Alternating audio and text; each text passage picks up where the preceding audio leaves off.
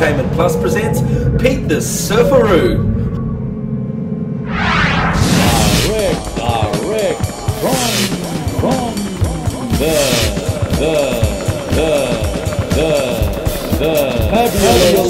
fabulous Gold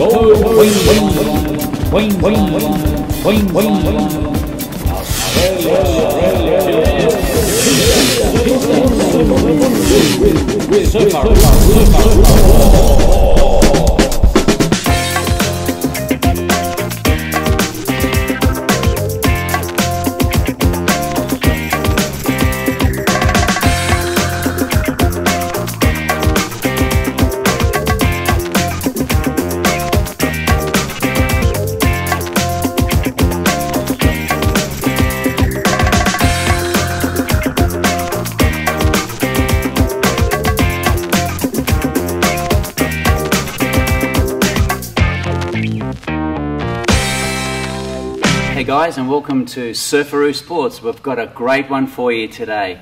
We've got two champs here, and of course a well-known celebrity boxing champ here too. We're going to go to Steve here from Matrix Gyms first, and he's the guy who's organised these fights for us. Steve, how are you, mate? Good, thanks. Good, thanks. Mate, now we've got how many fights up on this card? Mate, we've got two amateur exhibitions first, followed by 5 amateur bouts, and then 3 professional boxing matches to finish the night.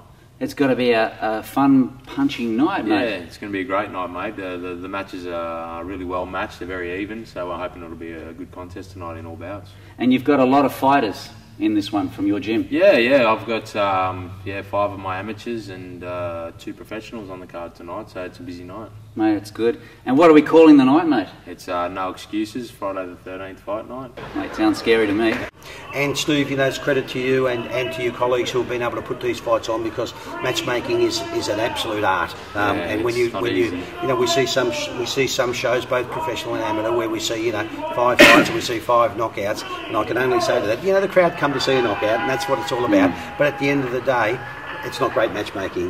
We see good matchmaking, and we're going to see stoppages. We're going to see TKO losses and KO losses and wins and stuff like that. But it's really important that we also see good quality matchups. We don't want to demoralise not only the fight-paying public, but the actual competitors themselves. 3 2-minute rounds.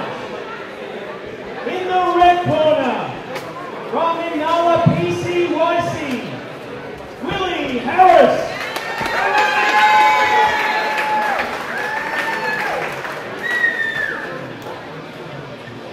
And in the blue corner, fighting out of Matrix Boxing, Jacob, the smooth operator.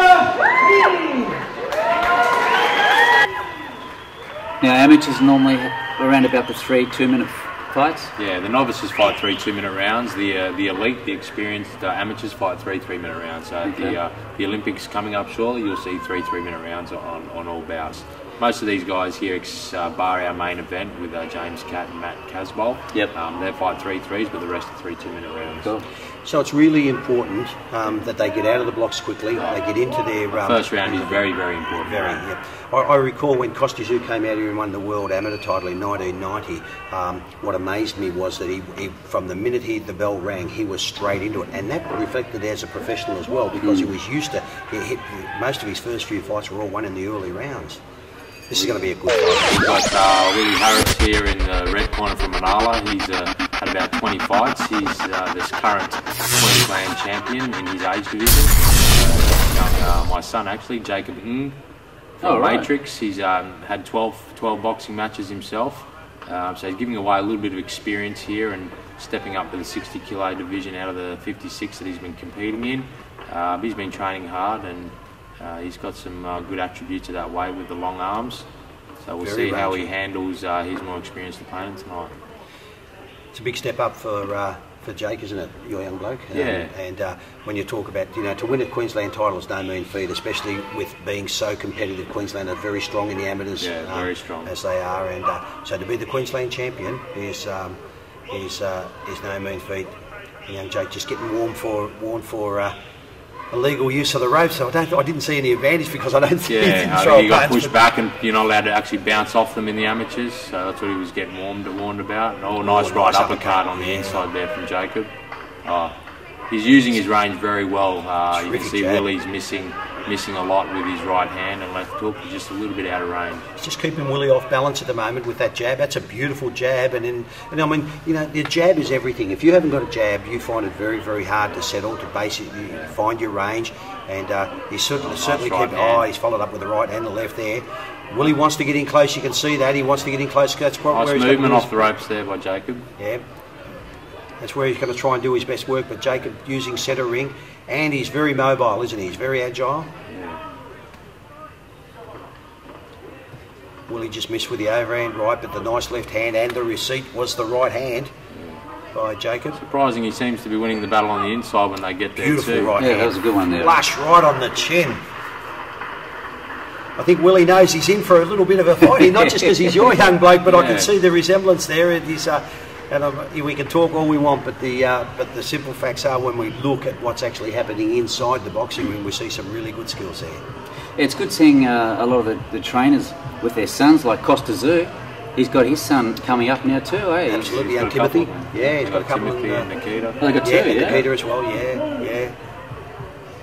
Be very, very interesting to see as they step up through the ranks, and you know, no doubt they'll win, you know, state championships and win Australian titles. And if they're anything like their father, who was, you know, just hard-nosed, hard at the ball, his work ethic in the gym, his training was immaculate. That's why he was pound for pound the best fighter in the world for a number of times. He's some of the legends of our sport. Really looking for that big right hand over that long jab at the moment. Hasn't found the mark yet. You see, Willie's certainly got the skills and the record. He's got the experience over young Jacob, but Jacob is just, you know, he's got it all to gain and nothing to lose here, hasn't he? Really well balanced, using all of the ring. Nice right hand there. Just reaching for that left hand a little bit. You'd like to see him just bring it with that front foot in there. There it is there, and it will work with good effect. Nice right hand. Bit of a hit there. Yeah, Willie just went on the inside. He went in the inside of Jacob's left hand. You can see he's a bit of a thinker, Willie. He sort of he's worked at, he's waited for that, and he's been looking for it. Great scoring punch. Good head movement. Willie back on his bike now, just starting to take the initiative of Jake. He's trying to sort of close that gap, but Jake's got some good hand speed. Oh, nice left hook too. There it is. Two left hands and a following right hand. Now that, if you just saw what I saw there, that is the key to this sport. Two left hands and a right hand, it sets everything up, and as we can see now, Jake's really starting to get on top. He's starting to tee off on Willie a little bit here. That all came from those two double left hands, followed by the right hand. He's got him on the back foot. He's starting to make him think. Blood coming out of Willie's nose at the moment. And this is a full-on fight card. Yeah, It's a good absolutely. one. Yeah. Only young, these boys. Willie's 16 and Jacob's 17. Isn't that fabulous to see these young guys at this age? So what do we call this, their prime now, or are we sort of looking a little bit older for prime? Oh no, look, there's a massive amount. Look, the scary part is when you look at Jake, look at his size, look at he's got a beautiful jab already. You know, he's been taught from the basic. You know, he does everything right from the get-go, and he's only going to improve it. He will improve better with fights. The better of opponent, I would say, he looks like he's a dedicated, committed young guy. That was a good round for Jake. I think he's got home with that round, simply because of his aggression and because of the cleaner punches, and he actually looks like he's a little bit of a thinker there too. So he got on top and won that round. I actually think he's won both rounds now. The first round was a feeling out round. He never let Willie get in close, but Willie's trying to get in close to sort of bridge that gap between the two. And but these kids are only going to get better. Look, 16 years of age, they're pups, aren't they? Yeah. You know, so. Coming soon. Entertainment Plus presents Pete the Surfaroo. Welcome everybody. What you're about to see is a real true blue Australian family viewing visual series with interviews, fun-packed light-hearted humour, learning experiences, and it's all full of laughs. Unbelievable interviews and stories, spills, energy and adrenaline pumping, featuring sports, celebs, health, renos, competitions, great locations, heaps of nature and wildlife, detective stories, special events and heaps more.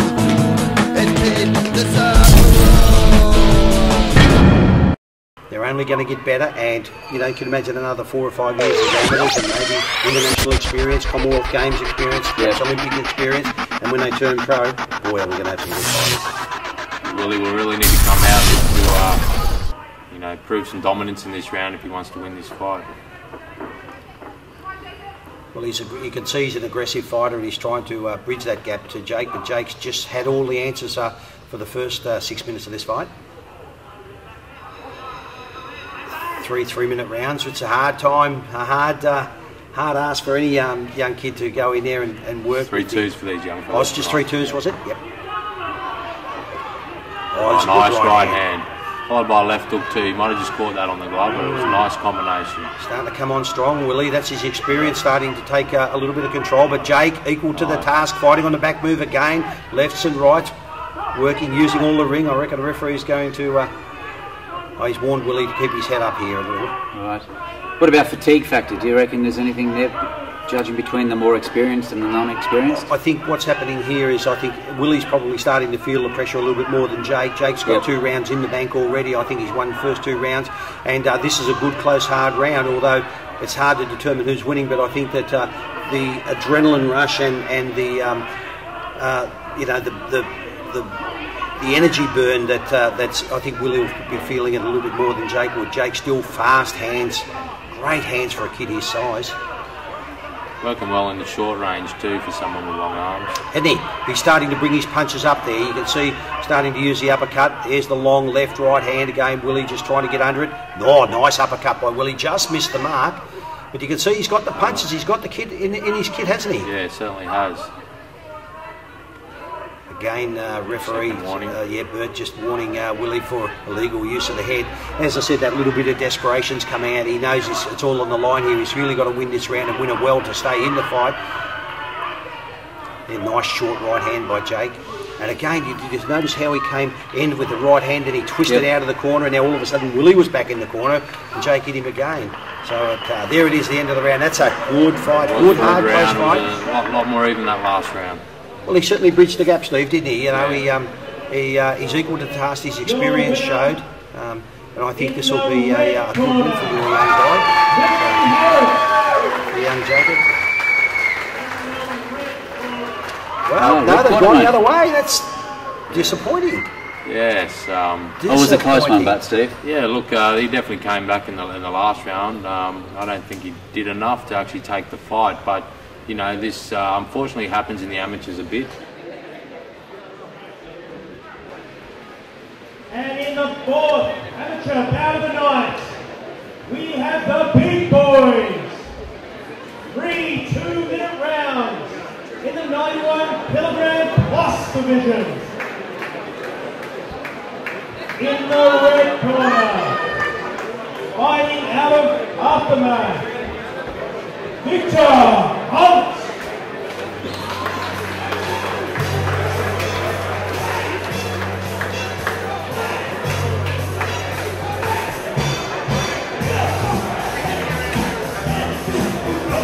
In the blue corner, fighting out of Manala, PCYC, George Polo.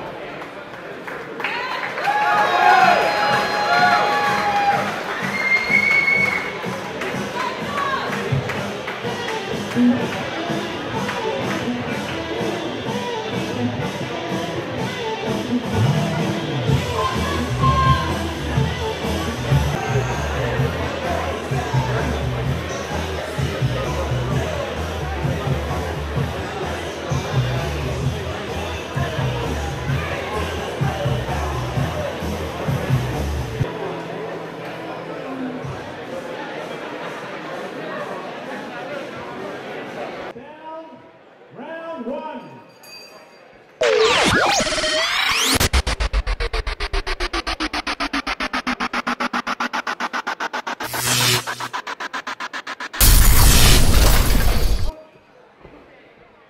We got the big boys now. Yes, I was going to say 90 Ks. Yeah, this is 91 plus. So both these boys are waiting at blink. about. There we go.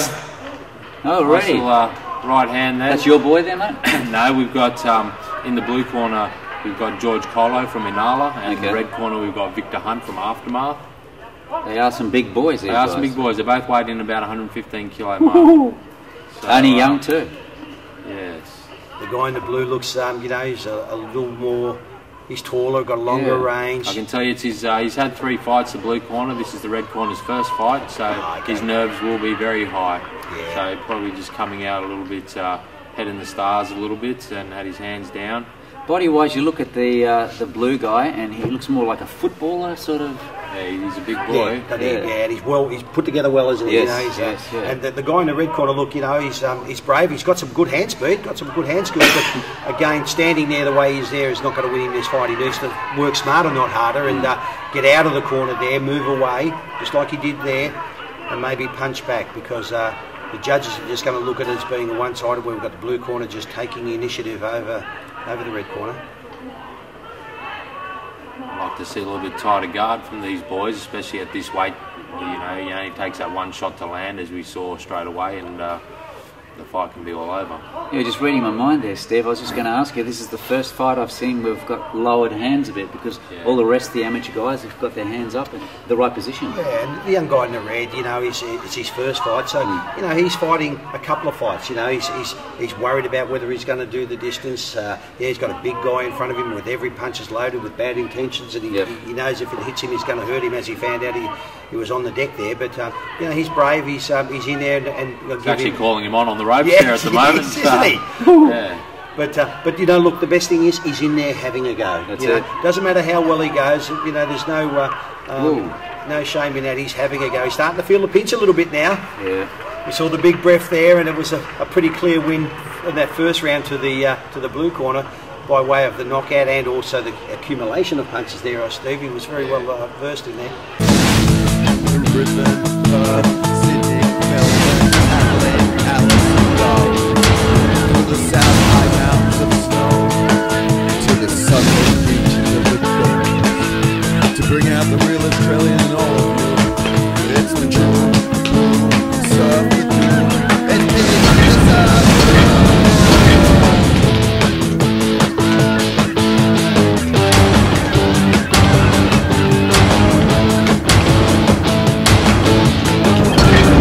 It's not all about being in front of the camera. It's about training, looking good, solid, mean, and ready for you guys. It's all happening. Pick the Surfaroo all the way. Yeah. Brad, now being in the ring so much as you have been, what's the first signs when you see a fighter being hit that he's going down? How can you pick which eyes? The eyes tell you absolutely everything. I look at everything. I just refereed a huge fight over in New Zealand last week, Shane Cameron versus Monty Barrett. And Barrett came out and beat David Tour, and Cameron had been beaten by Tour. And when Cameron hit Barrett in the best right-handed, and he went down, and I looked at his eyes. I had an obligation to put a count. I didn't count him out. I didn't count to 10. I counted the 6 and then stopped it. He wasn't getting up, but the eyes tell you everything, and it's really important. And also the body language. We saw at the end of the first round there, the guy in the red corner, you know, he took the deep breath and the hands were down, and just the body language told me, you know, as a referee, we've got to protect the fighter like that when he's starting to struggle. Red corner's come out not too bad. He landed a couple in the first 5 seconds of this fight. He's got some good defensive skills there too, Steve, as we saw. He's got plenty of upper body movement and getting the head moving. He's got not too many clean handing. Yeah, he's come back. He's made him miss. Came back with a couple. It's actually turning into not a bad little fight after that initial knockdown. Yeah, referee a game warning for a use of the ropes, and so we get back into it now. But he's actually going all right. He's very brave. Nice little left hook off the cuff. That's a hard punch to throw, isn't it? The left hook off the cuff against a taller, more rangy, big, powerful opponent. He's taking a lot of punishment. He is, yeah. He's just, you know, he's the occasion beats these fighters more than their opponent does. You know, he's going to get an 8 count here. And how many counts do we need in the ring before we call it quits? In the amateurs, Pete, it's as a novice, you get 3 8 counts in the whole fight. and then the fight's over. If you get 2 8 counts in the one round, they will stop the fight as well. Okay. So novice fighters. And that's a great safety initiative. Yeah, it is. And that's the difference as well between the amateurs and pros. They are really, really protective and all about safety in the amateurs. And if you knock a guy down, like we saw previously, you get the 8 count put on you, and you don't get any extra points for putting 8 counts on people. It's basically there for the safety of the boxer and to give them a rest. So you're seeing the second 8 count applied in the one round, so the fight will be called off. Yeah, and the referee there has waved the fight away. He gave him a good opportunity to stay in the fight, and the guy in the blue corner just a little bit too strong, too rangy, too powerful. Hey guys, are you enjoying the show? Man, time flies, and we are nearing the end. Don't forget to check out the latest on allthews.petethesurfaroo.com.au, and Pete the Surfaroo is on YouTube, Vimeo, MySpace, Facebook. Hey, and don't forget to Twitter us. We'd love to hear from you. The waves are still pumping, sets are coming. I'm out there. The winner in the blue corner, Surfaroo.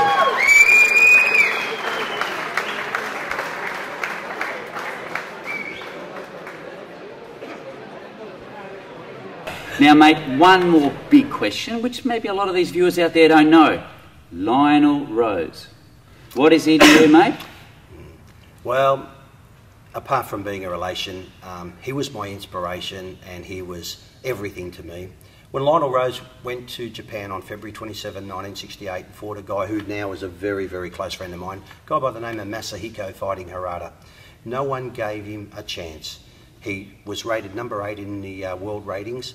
A guy by the name of Jesus Pimentel was the mandatory defence for fighting Harada for the World Bantamweight Championship. And we must remember, Harada was an Olympic gold medalist. He was the former world flyweight champion. He had to move up in weight to the bantamweight at age stage 118 pounds or 53.5 kilos. No one gave Lionel Rose a chance. He left here an unknown. He came back an absolute hero. So I'm part Aboriginal and part Italian, and for what Lionel did for my people, he was just nothing but an absolute inspiration. Everything that I've done, I think I can relate, and I sort of give thanks to Lionel Rose for. Sadly, May the 8th last year, he passed away, and I think he's now probably teaching all of those little fighters up in the sky. Yeah. But not only was he an excellent fighter, he was a magnificent fighter. I modelled myself on Lionel Rose. Lionel Rose modelled himself on another great fighter in Australia who modelled himself on the great Sugar Ray Robinson. And when you look at the styles, they were all very, very similar. I had the same coloured shorts. I did everything. I mimicked. I did everything I could. That was Lionel Rose, because not only was he an excellent fighter, he was a very, very decent human being outside the boxing ring, which was really, really important. There was, a little bit later on in life, he sort of, he enjoyed life after boxing. He liked to have a drink and have a feed and stuff like that, as we all do. But he was a really decent human being. He would do someone a good turn before he would do a bad turn. So the day Lionel Rose passed away, we lost a very, very important part of our history in professional boxing. We did, Brad, and I personally met him too, way back about, I think, we about were together. 10 years ago, when we had some fights on down there. It was a fun night. We had Mr. Famish on there too, and all those guys. Because we've got one of the big greats here, Mr. Lionel Rose. How are you, mate? Thank you, mate. Good. Now, Lionel, mate, tell us about your big career, just in short, mate. Well, my career. My It's career. a big one, mate, in the boxing. I won the world title in '68 over in Tokyo, bantamweight title from Masahiko Harada. That was enough. That was a good fight, mate. That was a good fight. It certainly was. But you've been boxing since you. How old when did you start? Well, I started my campaign when I was about 12 years old. Wow. And I started as an amateur, and I fought until I was 17 as an amateur, and then I turned pro. And then I didn't look back after that. Mate, all the way, eh? That's it, it was. Good career. It was a great career. And what do you think about the boxing nowadays? Do you think it's still got that oomph to it, or has it sort of changed a lot from the days when you used to do it? I think they're getting harder nowadays. They're hard punches and hard boys now. Now when you look at some of the fighters that are around at the moment, And the big fight coming up now between Mundine and Green, what do you personally think? Well, I'm going to lean towards Mundine. Me too. I think Mundine, it might be a bit too fast for him. Yep. I don't know. Danny Green's got a lot of. He's a good whacker. It's going to be a good fight, but thanks a lot for the chat there, mate. All the best. Yeah. You got us at a good time too. Thanks, buddy. Good on you, mate. Take care. Steve, Brad, thanks for coming, guys. Viewers, I hope you enjoyed yourself, and we'll be back next time with some more sports on Surfaroo Sports. Until then, see you later, guys. Woo!